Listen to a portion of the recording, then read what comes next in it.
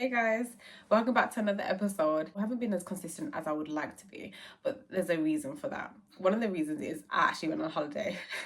But another reason is I've been working on a book. I've been working on it for the past 2.5 years, but now I'm in that stage where I'm ready to put it out, I'm ready to launch it. So it's a book which is more or less a guide to becoming aligned with your authentic self.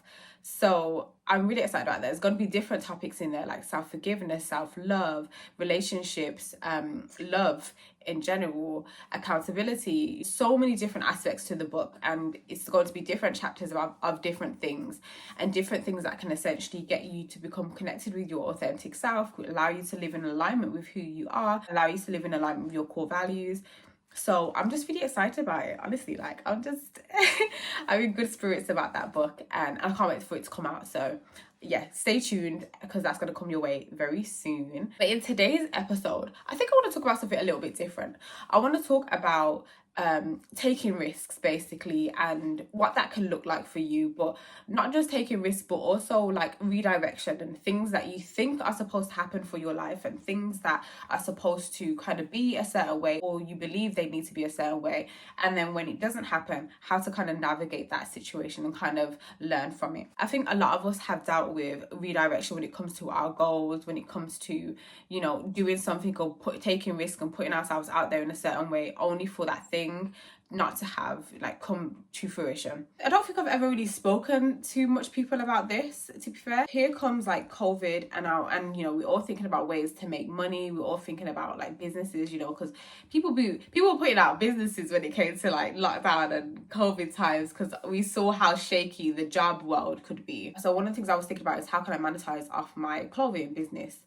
It wasn't really much of a business then, but I created a business basically. I was stuck in a job which I absolutely hated. So just for context, I wasn't doing what I'm doing now in terms of doing the videos. I just had my blog and I would use my blogs to talk about important things, and I still have my blog, and I didn't even have my organization all aligned back then. So I was literally kind of just like straight out of uni, working, trying to figure out my life, trying to figure out, how to make money and honestly truly understand who I am as a person and what my purpose is in this world. So I was just like kind of navigating life in that way.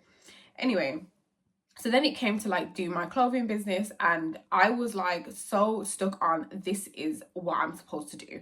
I'm supposed to have a clothing business, it's supposed to fly, go far, and this is like what I feel like is my calling, what I'm supposed to be doing. So when COVID happened and like I was still working my job, and so when lockdown happened, I was happy to be at home. Like I was happy to be away from that job and those people. I remember we were easing back into the office, and the thought of going back into the office gave me anxiety. I started thinking about my business, and I started thinking about maybe I should quit my job. I had a good amount of savings. So I felt like, okay, I have at least enough savings to cover like 6 months rent. So that's cool, right? And then I was like, well, you know what? F it. I'm gonna take this risk. I don't wanna work my job anymore. I'm over it. I hate it. I don't like it. So maybe I should just quit. And so that's basically what I did. I just said, you know what? F it. I'm gonna quit my job. And that was the risk that I decided to take.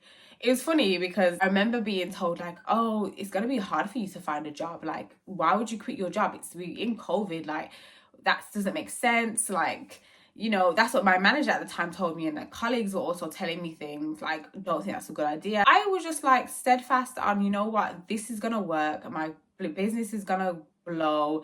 I'm going to be like not working a 9 to 5 again. It is what it is. Like I was just like stuck on that, like toxic positivity, almost not being completely realistic about the situation, but just kind of like taking that chance anyways. But it was what it was. That's what I decided to do.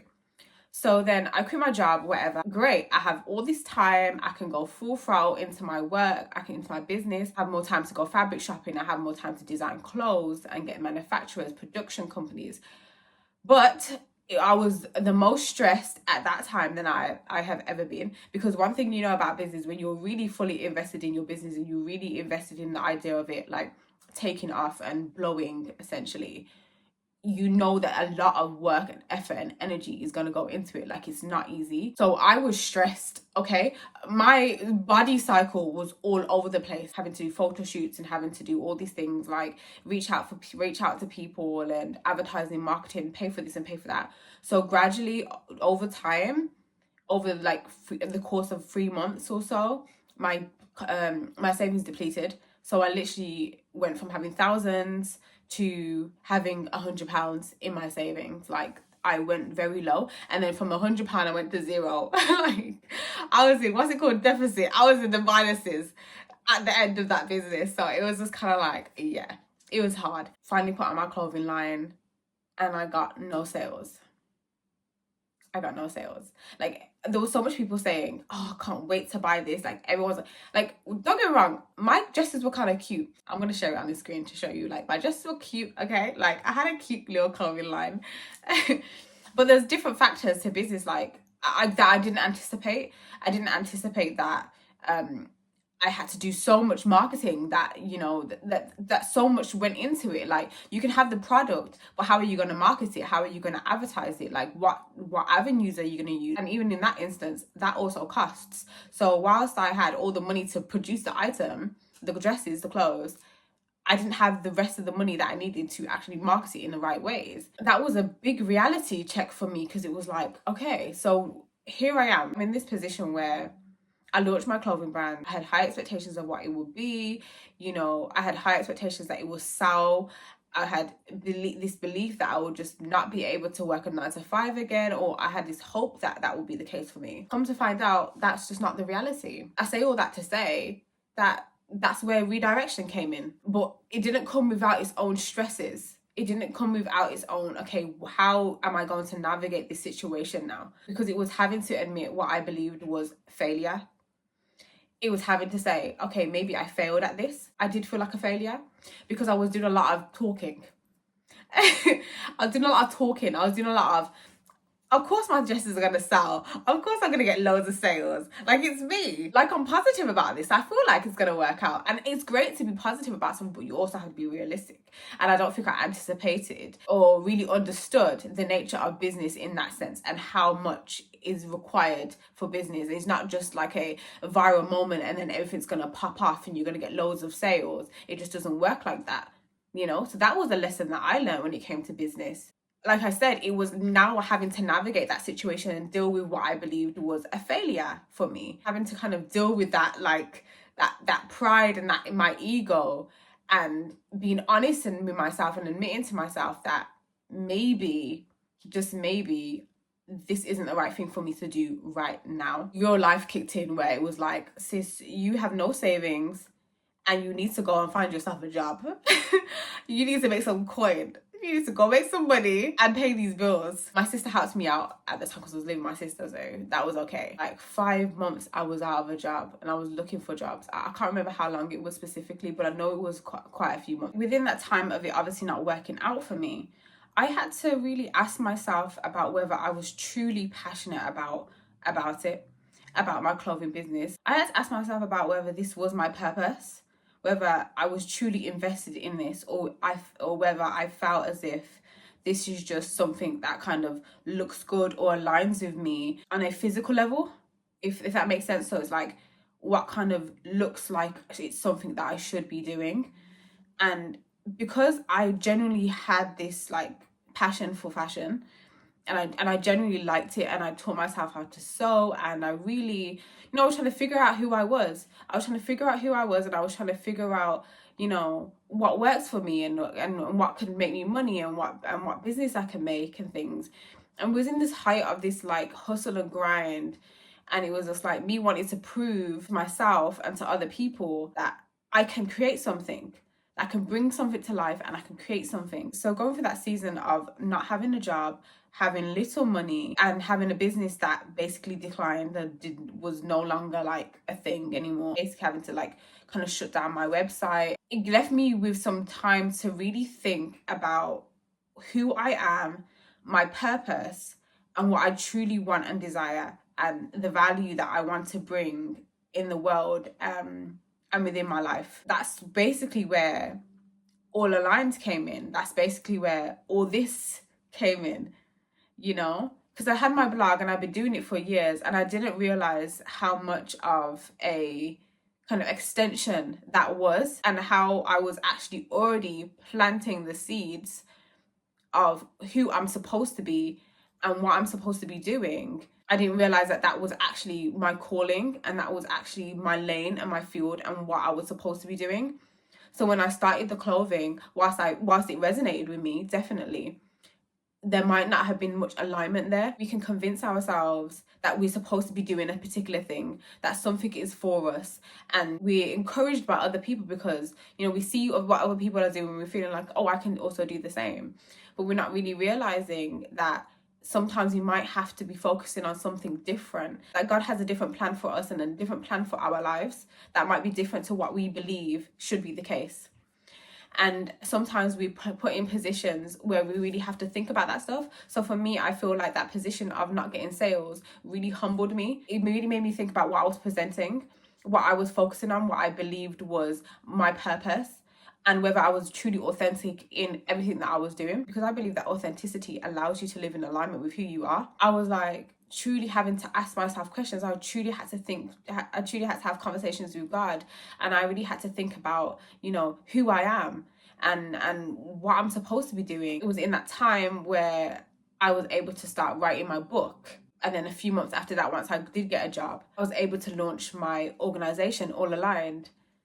And I started to feel like, oh, so all along, I've been planting the seeds. All along, this is what I was supposed to be doing. Everything has led me to this point. But I focused on the clothing brand. And it's not to say that I wasn't passionate about it or that I didn't really care about it.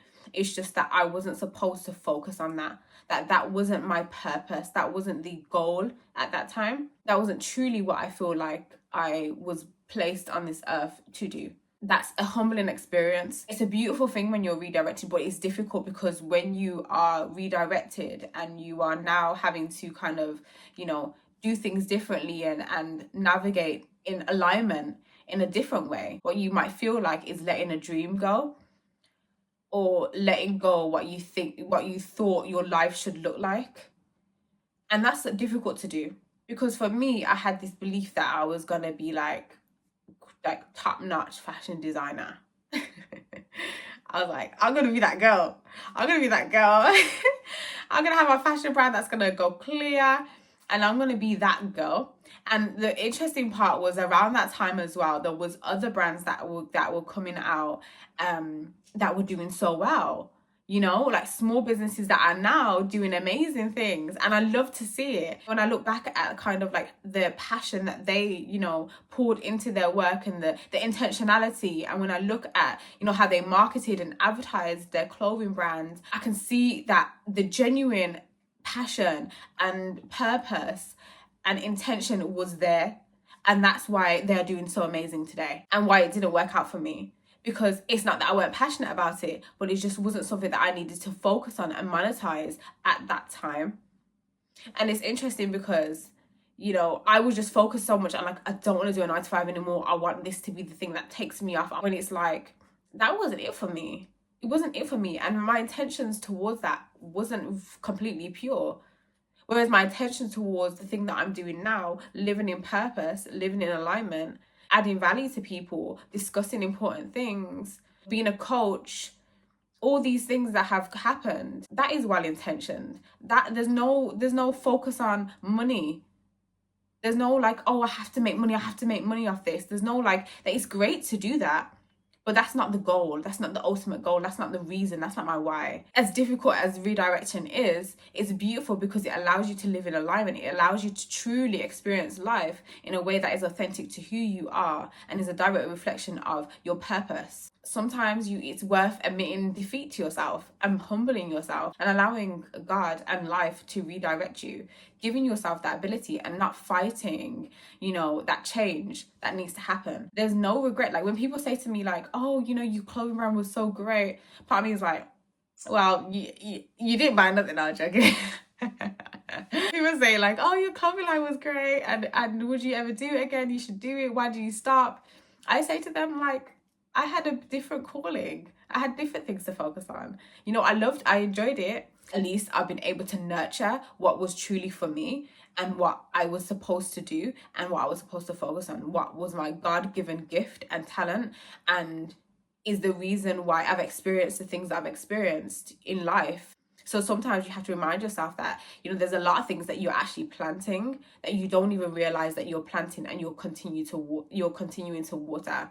But when you get that opportunity to really water it, to see the fruits of your labor, when you have that opportunity, sometimes give yourself the ability to humble yourself and to do the things that you need to do to allow this tree to continue to grow, to continue to, feed the world, essentially. I say this to say, try not to be disheartened when you are redirected or when something you felt like needed to happen does not happen, because sometimes that right redirection is exactly what you need for you to begin to live life that is in alignment with who you truly are, your authentic self, and what is actually for you in life. That enables you to actually use your gifts, use your talents in the right ways, in the healthy ways, and also think about your mindset towards whatever it is that you're doing. Do you have the right mindset? Are you well intentioned? Are you thinking about things in the right ways? Is your intentions pure, genuinely pure? Can you genuinely say that what you're doing is pure and well intentioned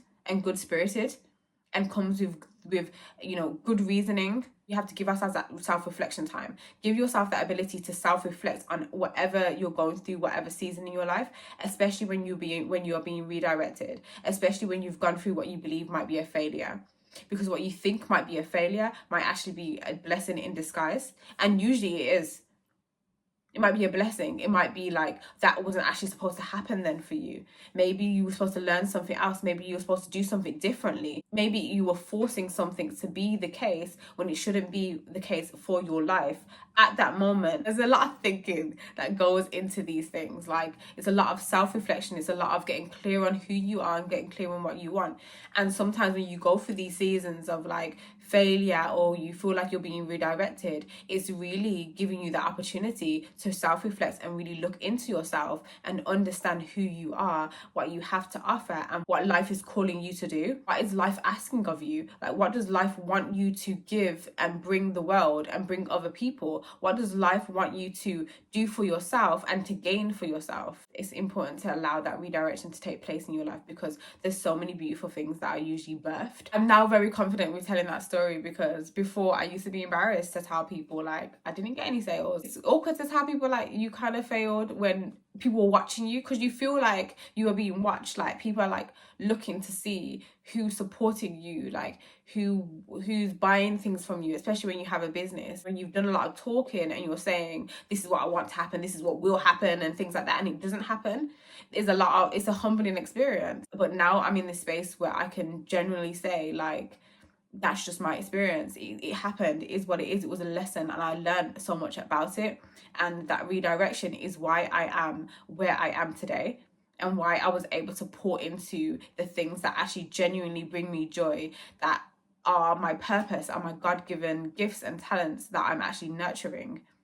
That is basically what God said, this is for you. This is what you are supposed to be doing. This is what you're supposed to be bringing to the world. The moments in your life where you feel embarrassed and you feel shameful and you feel a little uncomfortable about it, that's just part of your story. That's just part of like your testimony. Like, this is what I went through, this is what I dealt with, and I'm not embarrassed, I'm not ashamed. This is my truth. No one can hold anything against you, because you're being honest about who you are and what is your reality and your experience.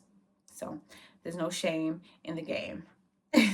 But please keep your eyes and ears open for my book that will come out shortly. And also, if you don't know already, I am a certified life purpose coach. So if you want to book a session with me, the link will be in my bio or description. You can also find out more information about my coaching session, my approach and my style on my website, ericaasia.com. Stay tuned in. Just stay tuned in. Anyway, thank you for listening to another episode, and I will see you in my next episode.